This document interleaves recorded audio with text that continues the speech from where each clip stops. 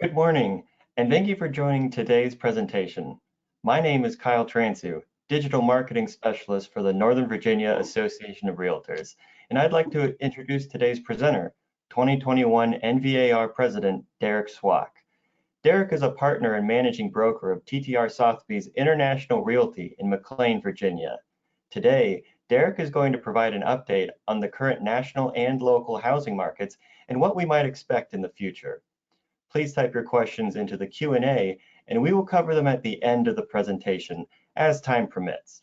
For questions about the Housing Expo, please visit novahousingexpo.org, where you'll find the schedule of presentations, a virtual exhibit hall, and opportunities for free private financial counseling. If you know someone who couldn't be available to listen to today's presentation live, a recording of the presentation will be posted on the website by 2 p.m. today. Thank you, and now I'll turn things over to Derek.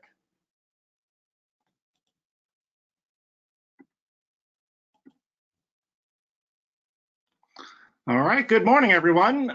Thank you very much for that introduction. I hope everyone can see the slide deck in front of you. Again, my name is Derek Swack. I'm the 2021 President of the Northern Virginia Association of Realtors, and I'm so delighted to be here today to talk to you about our Northern Virginia housing market. First, want to tell you a little bit about the organization that I'm involved with, the Northern Virginia Association of Realtors. We're a professional association for more than the 12,000 realtors and real estate professionals who serve the Northern Virginia region.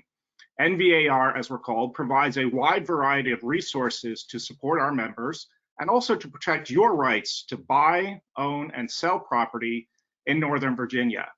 That work includes lobbying to support the ability of realtors to effectively serve their clients and also to support the property rights at the local, state, and national levels. We do that in collaboration with our state and local counterparts, the Virginia Association of Realtors, and also the National Association of Realtors. We also offer education and training to ensure that our members have the most up-to-date information available related to laws and regulations that impact their clients and the housing market. This ensures that they are acting with the utmost professionalism during the home buying and selling process. We're also tuned into the latest technology and digital innovation, providing resources that enable realtors to stay ahead of the trends that impact the industry. This has real significance in today's market, where much of the listing, showing, and transaction process has moved to a virtual environment to ensure the safety of everyone involved. And finally, we engage in industry and public relations, and that's one of the reasons I'm here today. As a resource for homeowners, buyers, and sellers, we're proud to be a sponsor of the Northern Virginia Housing Expo each year. This is actually our 100-year anniversary for NVAR. For the past 100 years, one of our goals has been, and continues to be, helping residents in Northern Virginia understand the local market, the home buying and selling process, and your rights and obligations related to real estate and home ownership. To provide context for the local housing market, I'm first going to share some information about the national residential real estate market. So we're going to cover a lot of information in the next hour, so sit back and take it all in.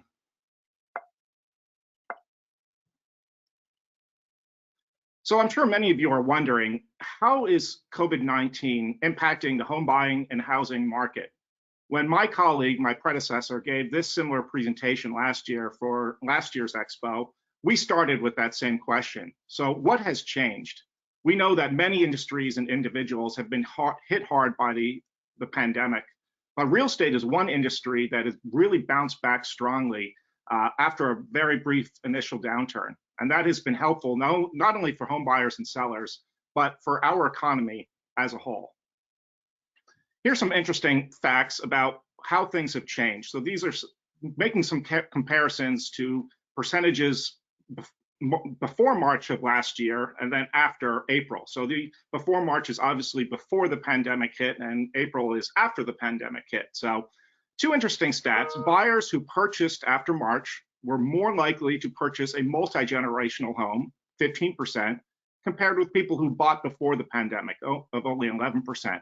And that really reflects a desire for larger homes that we have certainly seen since the pandemic started. Also, 57% of buyers who purchased a home during the pandemic chose a suburban location, compared to 50% of pre-pandemic buyers. We're certainly seeing a switch from downtown condo living, for example, and people being more interested in purchasing out in the suburbs. Some more stats. Top reason for sellers before April was that they wanted to be closer to friends and family. But after the pandemic started, what we're seeing that the main reason was that their home was too small. We certainly saw definitely a change of home buying. People are more interested in having not just perhaps one home office, but multiple home offices, larger outdoor space, a pool in the backyard. Sellers after March were also more likely to use technology as a marketing tool, significantly more so. The biggest difference was those using virtual tours.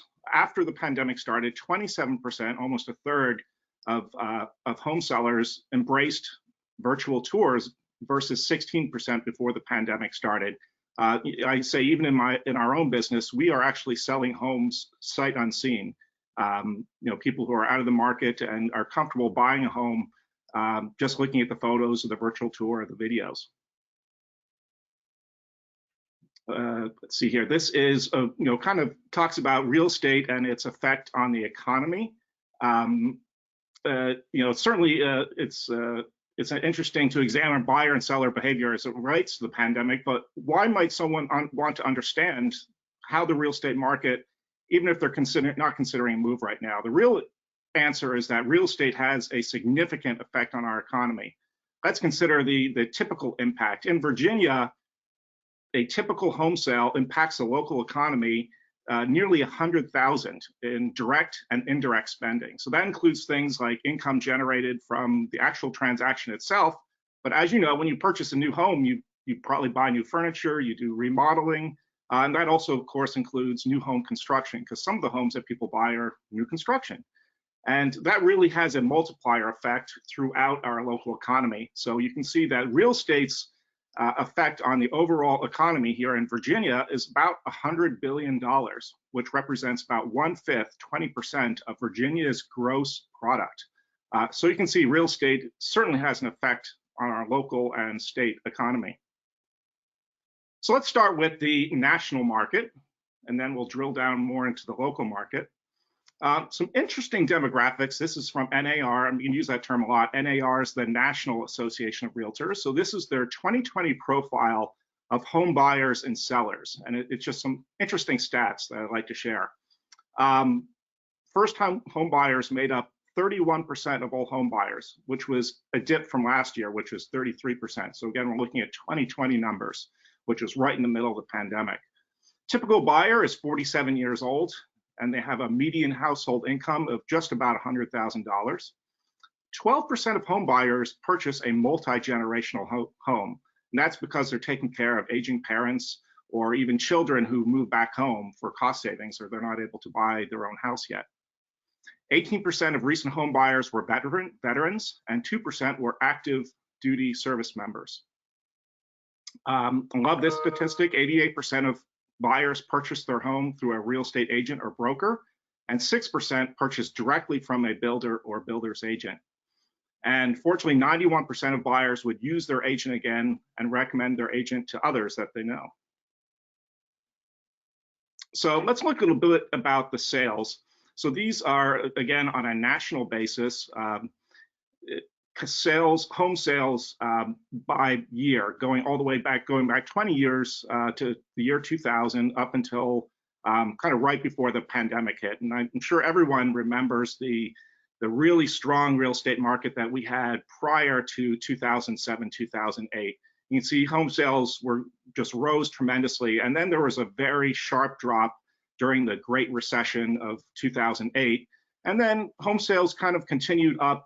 There's some dips up and down, but as you can see, there was kind of strong growth if you take that trend line up until last year.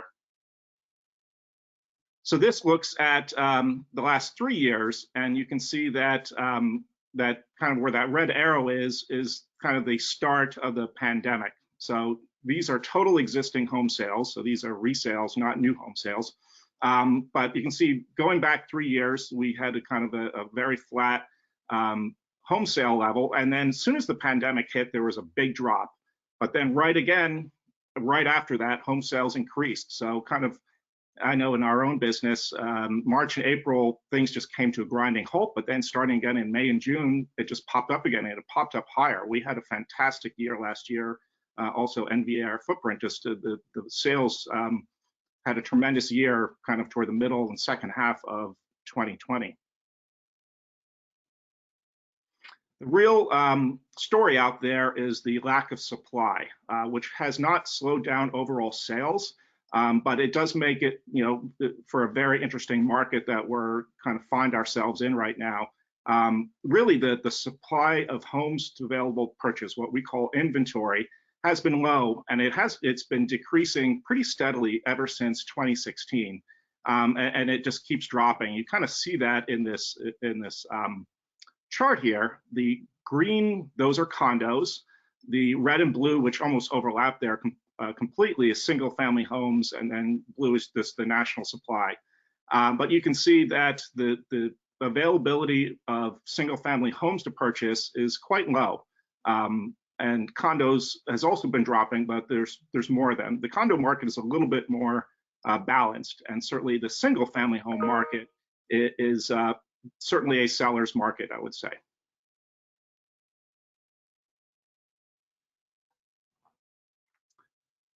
We're also seeing a shortage of new homes being built in the U.S. As you can see from this chart, housing starts had significantly declined leading up to the Great Recession, or increased going up to the recession. Then as soon as 2008 hit, the number of housing starts across the country dropped tremendously. But then, almost like the home sales chart that we saw before, it has increased over the last few years.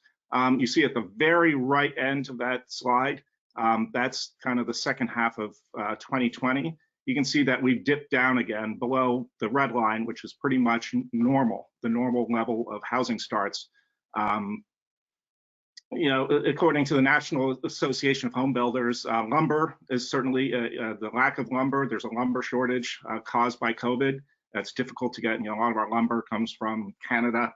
And the lumber shortage has caused an increase in the price of home building. And the average increase is about $24,000 to a typical home builder. In fact, in a recent survey by the National Association of Home Builders, reports that 89% view building materials as the #1 challenge why housing starts are lower, followed by the availability of land and labor. And they do anticipate that new housing growth is going to continue to be slower through the rest of this year. So I want to kind of compare the Great Depression. So that was not the Great Recession of 2008, but let's go back nearly 90 years to the Great Depression, and kind of compare that to what we experienced in last year during COVID-19. So during the Great Depression in the 1930s, a quarter of the US population was unemployed. And we certainly haven't reached that level yet. Unemployment is still a factor. You can see it's nearly 15% versus 25% during the Great Recession.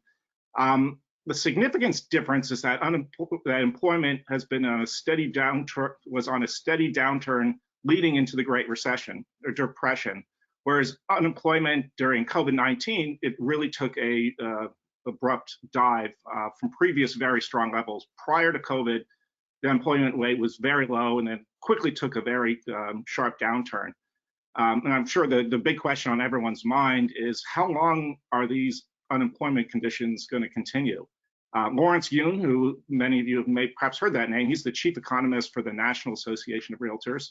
He reported last week that the February job market added 379,000 new jobs. And of course, the new 1.9 trillion stimulus package is going to be growing the number of people, and the number of people getting vaccines is going to probably further increase employment. But the country still needs 9.5 million jobs to reach its pre-pandemic conditions. Looking at government spending back in the 1930s, they didn't really try to juice the economy by doing spending. In fact, they cut government spending to kind of match and create a balanced budget. Today, our government is kind of doing the exact opposite. It's expanding spending. It's buying mortgage-backed securities to lower interest rates and mortgage rates, and really enacting policies to assist individuals and businesses to lessen the impact of COVID-19. Another big difference between the Great Depression and last year is that for the first time in American history, the average consumer, and this is kind of a fact that I find interesting, the average consumer last year had more income than prior to the recession, and that's primarily because of the stimulus checks and small business grants and expanded unemployment benefits. So even during the COVID last year, during COVID-19, people had more money, were earning more money than they were the previous year. And we recognize that's an average, and of course, many individuals, have had their finances significantly impacted due to the pandemic. So, as you can see, the underlying conditions, they're different now than they were in the Great Depression. And all these factors may be a reason that consumer expectations for the future have been on the rise, which is this next slide. This is from the Schar School of Policy and Government at George Mason University. They are, we work with them quite a bit. Consumer confidence is kind of measured in two ways. The blue line is how people feel about their present situation, and the green line is how consumers think about the future. What are their expectations? So you can see that people felt pretty good about their present situation up until the start of the pandemic, when there was a big drop in consumer confidence about the present. But what's interesting is that looking forward, the green line, that stayed pretty steady during the pandemic. So people expected, while they felt perhaps insecure about their current situation, they still felt very confident about their future, which is one of the reasons we believe that the housing market was very strong last year. People continue to buy homes. They're buying other big ticket items such as cars and major appliances. And that's represented in this slide.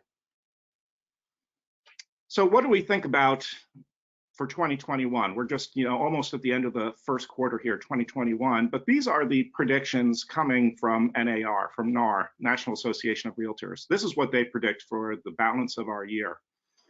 They predict the continuation of a strong housing market, which is going to be reflected in continued suburban migration. That's something we definitely saw last year, people having a tendency to moving out of more urban areas, the downtown, the city, and moving out to the suburbs and even further out to the exurbs and even rural markets further out. And that's because, when you're doing Zoom calls all day, you can do that wherever you are. You don't necessarily have to commute into an office. They continue to see, as more people get vaccinated, the job market and economic recovery is going to continue. Millennials right now, they're at their prime household formation. So a lot of new first-time home buyers are now millennials. Do expect interest rates to remain low. They've really dropped very low, particularly toward the second half of 2020, well below, or I wouldn't say well below, but they were below 3%. And we're going to get more into what they project, but interest rates are going to remain low. We don't see any change, expect any change to the lack of supply. Again, I mentioned that was kind of the main story of last year, is the lack of inventory of houses for sale.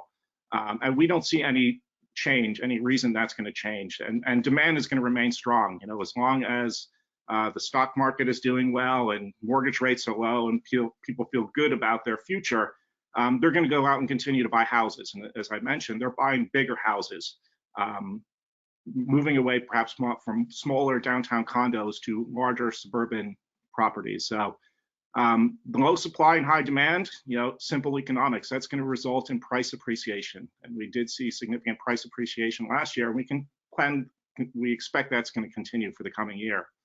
Growth in single family housing starts forecasted to be 9%. So increase in single family construction.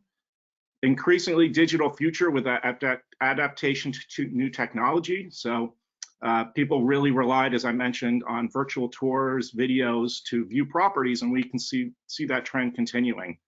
We don't see any reason that people are not, they're going to rely more on those going forward.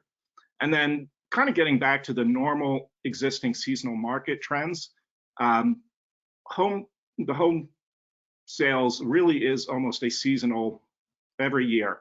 It kind of starts out in January, goes up, and we have the greatest number of sales kind of around June, then it drops a little bit toward the end of the year. That's a typical seasonal market for housing sales. And we kind of got away from that. We had a really, really strong end of the year. December, January was much stronger than it was in previous years. So we've almost gotten away from the typical seasonal market in home sales, but we expect to return to that seasonal market once COVID isn't much of a factor anymore. This kind of drills down into very specific numbers. Gross domestic product is going to grow by 3.5% this year and a little bit less in 2022. Unemployment rate, I mentioned previously, unemployment rate last year was about 14%. It's going to drop for all the reasons we talked about: stimulus, vaccinations, people getting back to work, particularly in hospitality and leisure. It's going to drop. Unemployment's going to drop to 6.2% and even a further decline to 5% in 2022. Average annual fixed year mortgage rates, they're going to rise a little bit, but still historically going to be very low. Mortgage rates were below 3%. They're kind of in the high twos at the end of last year, and now they're going to be projected to be 3% this year and 3.25% the following year. Rising a little bit, but still historically very low. Low supply, high demand is going to mean that home prices are going to increase by 8%. The annual median home price is going to increase by 8% in 2021 and by 5.5% in 2022. Housing starts 1.5 million over the next year and a little bit more in 2022. It's an interesting stat. The average US workforce will be working from home 18% in 2021, down 21% from 2020 and 12%. So people will be returning back to offices, but still plenty of people are going to be working from home. And we're going to see some small declines in office and hotel vacancy. This is an interesting slide. Let me explain it. These represents the potential long-lasting effects of COVID. Certainly getting used to Zoom calls is something that we've all gotten used to during COVID. And as COVID goes away, what effects, the changes that we experienced in the last year are going to continue with us. And that's kind of the orange bar you see there. That's certain things that are going to endure after the virus dissipates. Increase in telecommuting and work from home, the bottom orange, that's going to endure. They suspect that people have gotten used to working from home, doing Zoom calls. That might not go away. Increased allocation of space to outdoor living. Certainly saw that during the pandemic, that people wanted their home pools, they wanted fire pits, because you really couldn't go to the community pool during the pandemic, so you relied on having all those activities at home, and they don't see that changing. People certainly, the third one from the bottom, households seeking larger apartments and homes, that probably is going to endure. As I mentioned, we certainly saw that during the pandemic, that people were looking for homes, not just with one home office, but multiple home offices, because multiple people in the house were working from home. Reduction in the amount of office space needed per employee, that is going to endure. And then certainly we saw migration from the city to the suburbs, and decreased interest in proximity to transit. Certainly if you're working from home, you don't need to use public transportation. Let me just get a quick drink of water here.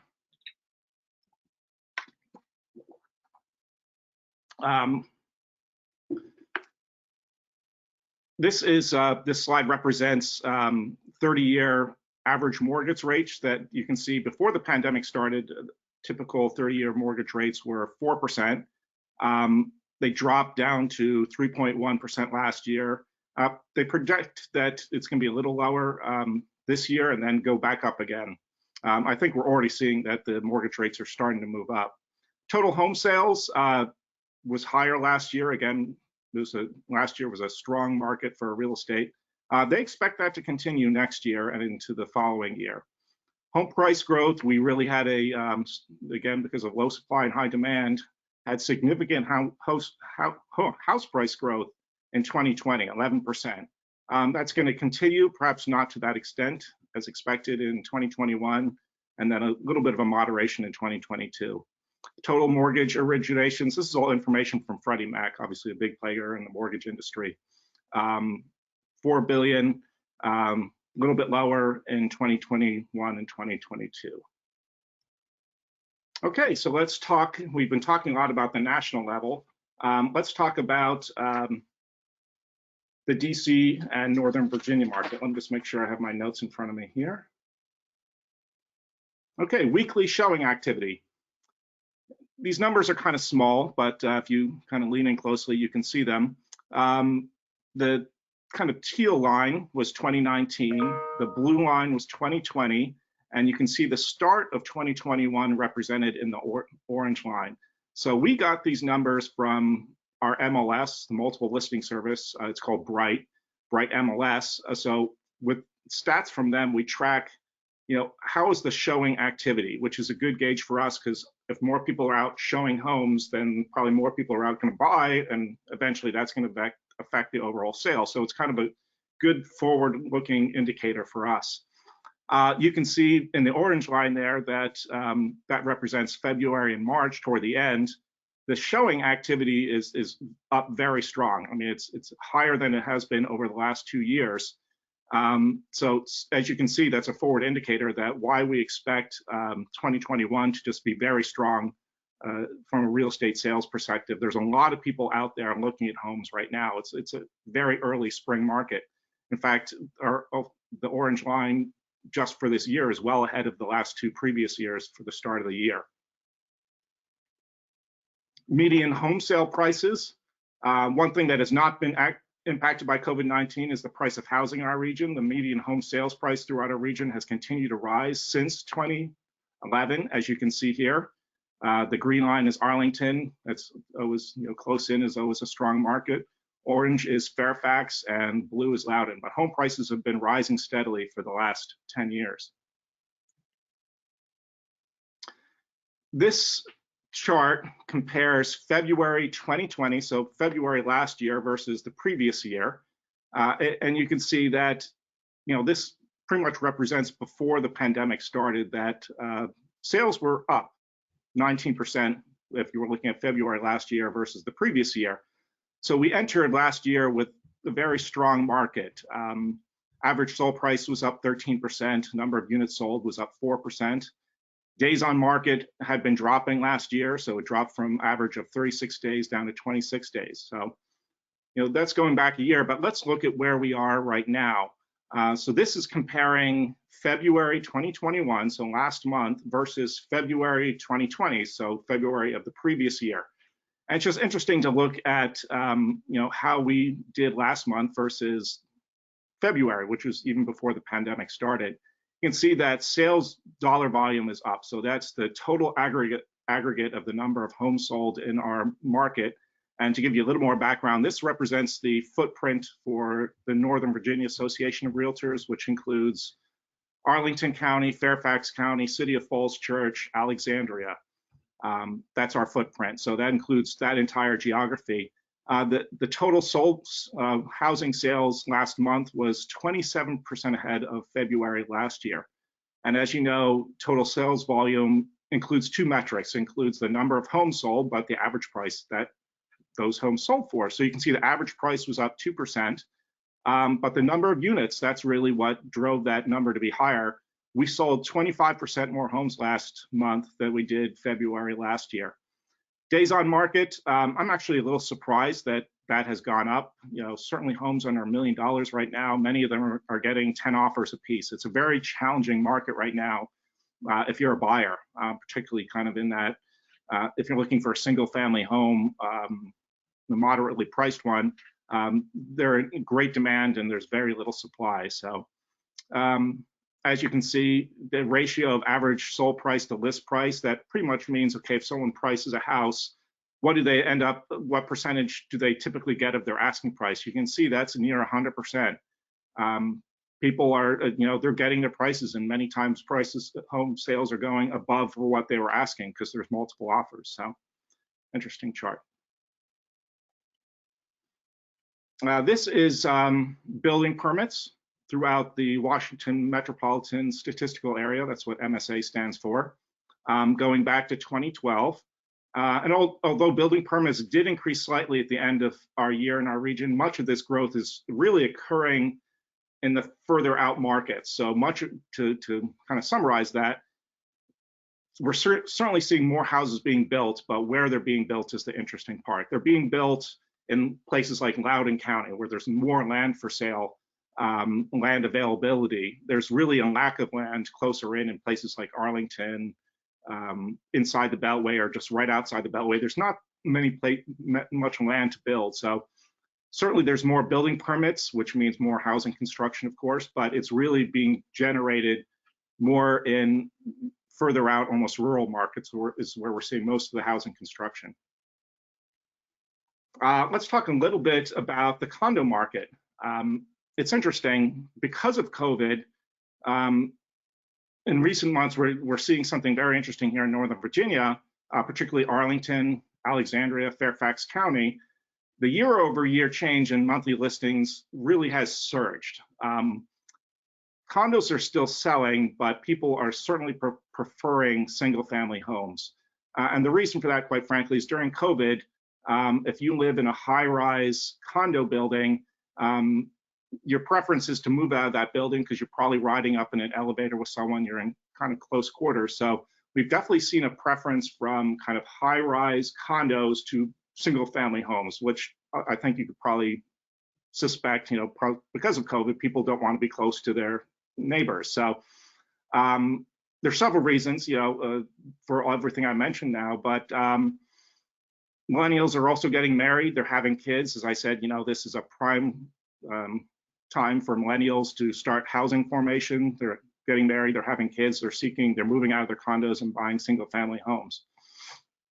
Condos are still selling, but they're just not selling at the rate of single family homes, and more condos are getting on the market. So in the condo market, there's actually more of a supply balance, unlike single family homes, where inventory is much, much lower. This kind of shows you in Fairfax County, the number of condo sales versus the inventory. Inventory just means the number of houses available for someone to purchase. And you can see in Fairfax, right at the very end there on the right of your screen, sales have been pretty flat, but the inventory of available condos kind of shot up during 2020. And that's for Fairfax County. If you look at Arlington, it's definitely shot up. So people are moving out of those Arlington high-rise condos and seeking single-family homes. And we see that reflected in the big jump in condo inventory on the right side of your screen there. Same thing in Alexandria. Okay, let's talk a little bit about unemployment rates. This is the unemployment rates in the Washington market statistical area, I think is what WMSA, and it kind of breaks down unemployment rates by submarket. And you see a lot of squiggly lines here, but the bottom line is, or one of the bottom lines is NVA. That stands for Northern Virginia. Northern Virginia typically has the lowest unemployment rate of our larger market.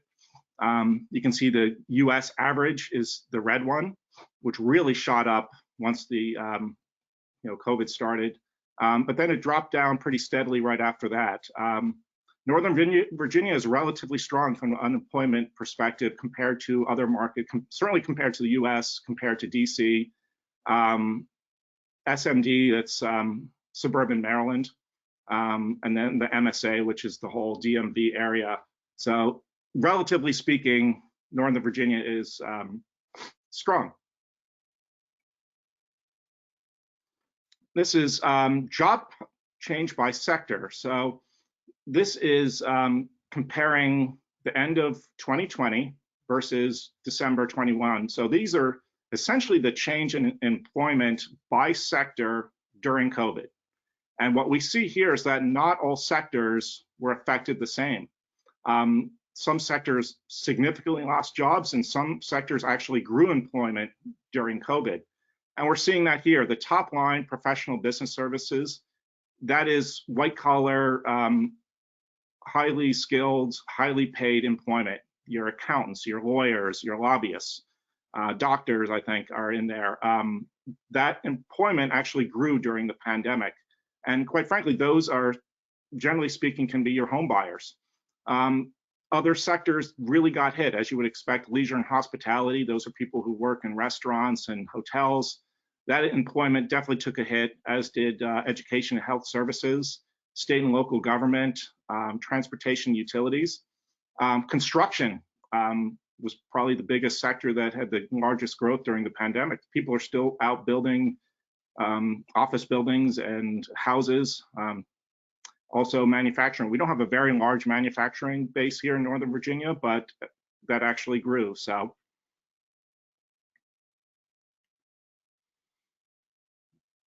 let's talk a little bit about, in this slide, you'll see existing home ownership rates across various industry sectors. You'll note that home ownership rate is generally lower in those sectors that have been most impacted by loss of employment.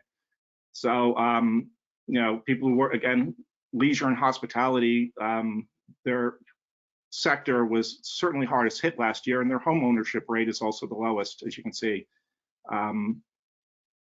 We know that many Virginia households still have secure jobs with financial situations that have been unaffected by the pandemic or even improved.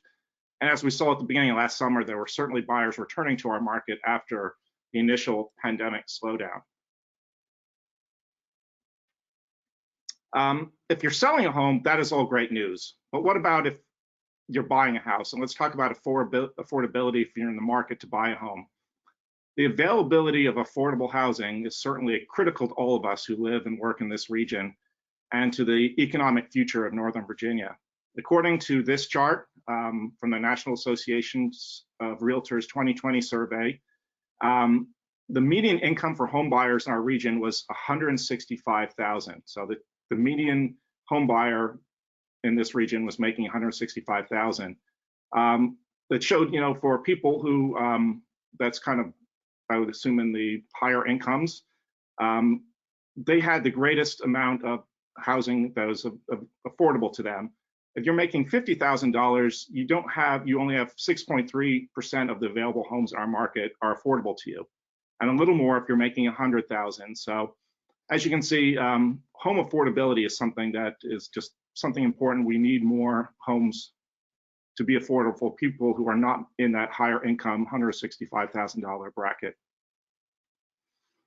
And here are some things that we as realtor associations are doing to address that affordability. ADUs, accessory dwelling units. You often see these in DC and certainly in certain places in Arlington. NVAR has supported proposals to expand opportunities to build and utilize ADUs within their residential properties in Fairfax County and the city of Alexandria. And for those of you who don't know what an ADU is, let's say you have an existing home with a backyard. Well, you can kind of build a small building in the back that you can perhaps rent out. Those are called accessory dwelling units, and they're typically built in the backyard of an existing house. So it's a way of growing the housing stock, and certainly they tend to be more affordable, but not every jurisdiction allows them. So that's something that we as a realtor association are supporting. At the state level, we've worked on legislation that would provide financial incentives for law enforcement officers, firefighters, emergency medical services personnel, and teachers to purchase homes. And with the pandemic, much of our state legislative focus has been on preventing renters from losing their dwelling as a result of financial hardship. This chart shows access to home ownership by race. Realtors were committed to closing the racial home ownership gap and to secure equal access to home housing for all Americans. The Virginia Association of Realtors has compiled this data, which kind of illustrates the discrepancy in home ownership levels among different ethnicities. Realtors at the local, state, and national level are committed to ensuring equal opportunity for all those who wish to own a home in this country.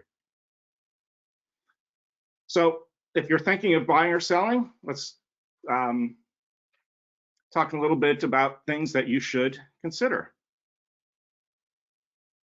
Now, obviously, buying or selling a home during COVID is different than it was before. You may be wondering if the process is safe.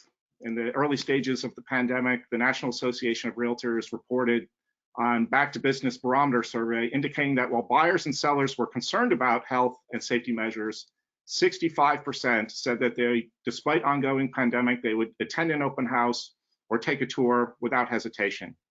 We know that our members are handling this in a variety of ways. For in-person activity, precautions are put into place, such as additional cleaning and sanitization of high-touch areas. We require masks during showings. We provide hand sanitizer or wipes, offer shoe coverings, and certainly limit the number of people inside a house at any given time. This is during an open house. We're also relying a lot more on technology tools, ways of showing a house without actually being there. And it's quite honestly, when a person shows up in person to a house, they probably have spent a lot of time already reviewing those photos, looking at 3D images and floor plans. There's this technology called Matterport, where it's almost like a dollhouse. You can step in and walk around throughout the house and take a virtual tour as if you're walking through the house. We're definitely relying more on those virtual opportunities to showcase a house even before the buyer steps in. And also we're offering e-signature and notarization, signing of the contract and other documents virtually rather than doing it in person, and even doing remote closings. Just ways to make the whole process more safe. NAR research has really shown that home ownership has clear benefits, both for individuals and communities. Home ownership leads to higher student test scores, lower juvenile delinquency rates, better health outcome, and higher self-esteem, homeowners, increased charitable donations, increased volunteering and local civic engagement. So all these are positive benefits from owning a home versus renting. This is the down payment knowledge gap. I know when I bought my first house back in 2000, I put down 20%, and that was just standard then. And I think people still have in their mind that to buy a house, you need to have 20% down, and that's really not the case. There's a lot more interesting, flexible mortgage opportunities when you're buying a house. FHA, Federal Housing Administration, or VA, Veterans Administration loans. Some of these require less than the usual 20% or even less than 10%. The reality for typical first-time home buyer is more like 5%. We see this on this slide here. This is the median down payment percentage going back to 1989, so that's going back 40 years. Green is repeat buyers, so those are people who are perhaps moving up or moving down, but obviously they have more money because they probably have been paying off for mortgage a year, and they have equity in their home, so they can afford to put more down. But the red line at the bottom, those are first-time home buyers. You can see last year the average first-time home buyer put down only 7%. Again, even with other mortgage products, you can even come in lower than that. So there's a perception out there that, hey, if I'm going to buy a home, I need to have 20%. And certainly as a first-time home buyer, you don't need 20%. There's certainly more mortgage options available to you. This is an interesting little chart here. It kind of shows the home buying process. It kind of breaks it down into 6 easy steps. I'll just get my notes in front of me for this slide. This is kind of simplistic. Get ready for home ownership, find a realtor, find the right property, obtain the right financing, make an offer, then close on the purchase. Those are the 6 basic steps, but really when you break down the home buying process, it is actually more like 100 different steps.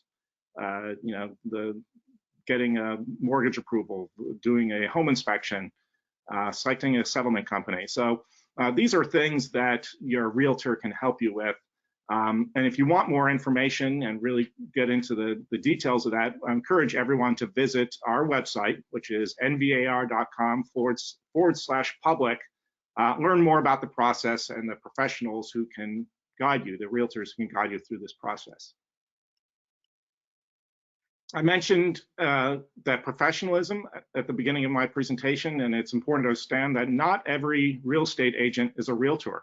To be a realtor means belonging to the National Association of Realtors, and with that comes a commitment to follow the strict realtor code of ethics that guides our actions through every step of the home buying and selling process. By adhering to the code, and you see it right in front of you there, our members protect your rights as buyers and sellers during the real estate transaction process, and by demonstrating specific elements of professionalism in the way we conduct business. It also includes strict adherence to the nation's fair housing laws. Again, I encourage you to visit nvar.com/public, where you can learn more about the home buying process and or selling process, and find the latest market statistics and understand your rights as a buyer, seller, or homeowner. Here are the URLs I was just mentioning. I'll leave that up there for a second. So, I'm really honored that you took the time to listen to my presentation today. I know we covered a lot of ground, a lot of statistics, but it hopefully gives you a good sense of what is going on in the local real estate market and also the local economy, which two are very tied together. So I hope you'll use these resources here and learn more about the home buying or selling process in our Northern Virginia. Again, my name is Derek Swuck, and if you need to reach me, you can send me an email to president@nvar.com, and I'd be glad to answer any additional questions that you have. I'm going to try to open up. Were there any further questions?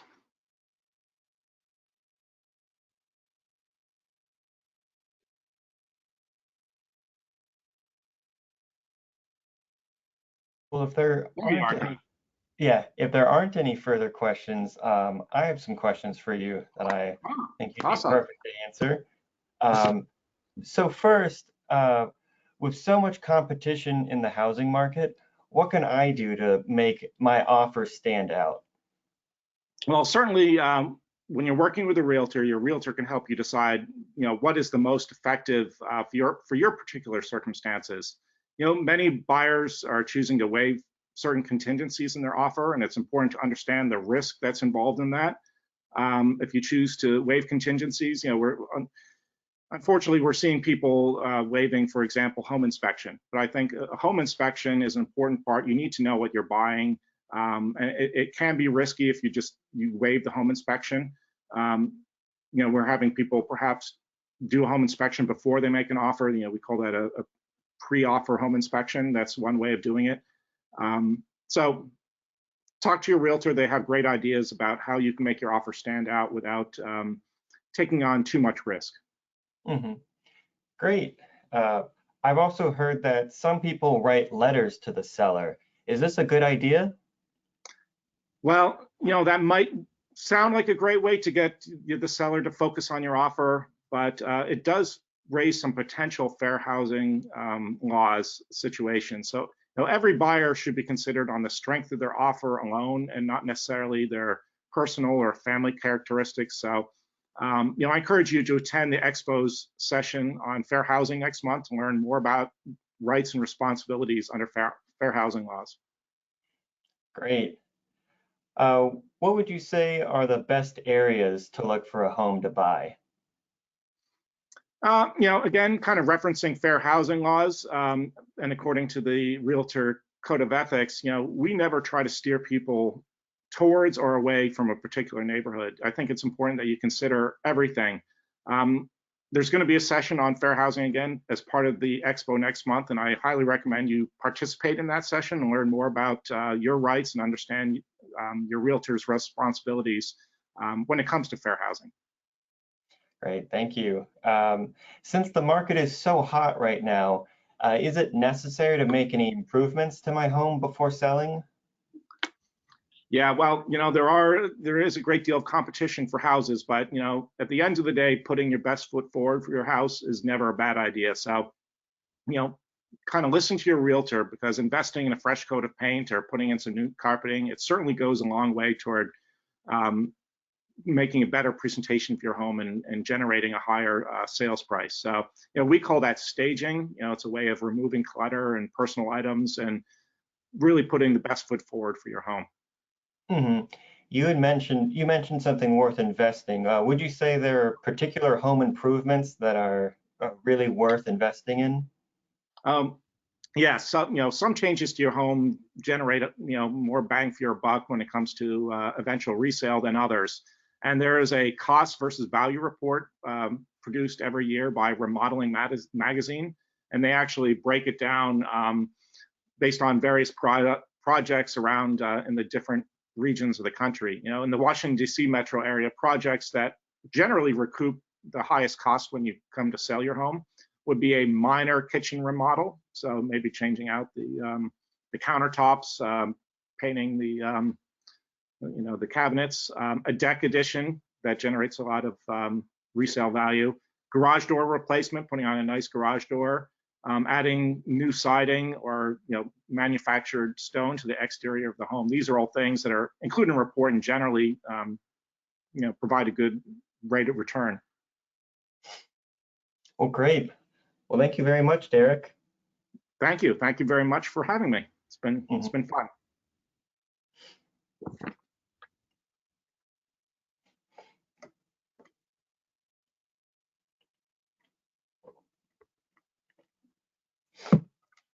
We do have one extra question. It says, Sure. "Hi, please. I had my certificate already, but by attending the class now, what to do next? If you can help me on this matter." So I think they already have their certificate, and they're curious what their next step is. I'm not sure what they mean by certificate. Does that have something to do with the expo itself? If it does have, if the question is for the expo, I would advise to visit novahousingexpo.org. All right. Well, thank you very much, Kyle. I appreciate your assistance today and your introduction. Mm-hmm. And if there's no more questions, so. Okay, we do have one more. Okay. What's the advantage of getting a house inspected before making an offer? Yeah, so if you're looking for a single family home, moderately priced, so I'm not talking about a luxury home, but a moderately priced home in Northern Virginia that's well presented, well priced. Unfortunately, we kind of have an imbalanced market, and I think it's actually an unhealthy market. So it's not unusual for those to go on the market and almost immediately generate 10 offers. So when obviously when you're a seller and you have 10 offers to choose from, you're going to choose an offer, of course, with the highest price, but also the least amount of contingencies, because the more contingencies that are in the contract, the more outs the buyer has. So the seller is looking not only for the highest price, but the most certainty that that person's going to end up closing. And so when you have a home inspection, obviously that is a contingency. And if you have 9 offers without contingencies, the home inspection and one does, you might, as a home seller, take the ones without any contingencies more favorably. So, which means that some people are not putting in home inspection contingencies. Typically, a home inspection is done after you're under contract. So you ratify a contract, and then usually you have, let's say, 7 to 10 days to do a home inspection, which can sometimes generate additional negotiation, because now you say, okay, there's the ice maker doesn't work. I would like you to fix that, because when I made the offer in the home, I assumed the ice maker and the refrigerator worked, and we found out it doesn't work. So, Mr. Seller or Mrs. Seller, please fix that. But if you're going to waive the home inspection, perhaps what some people do is they bring a home inspector before they ratify. That way they know fully what they're buying before they make the offer. So it's kind of moving that to before the contract process or ratification as opposed to after.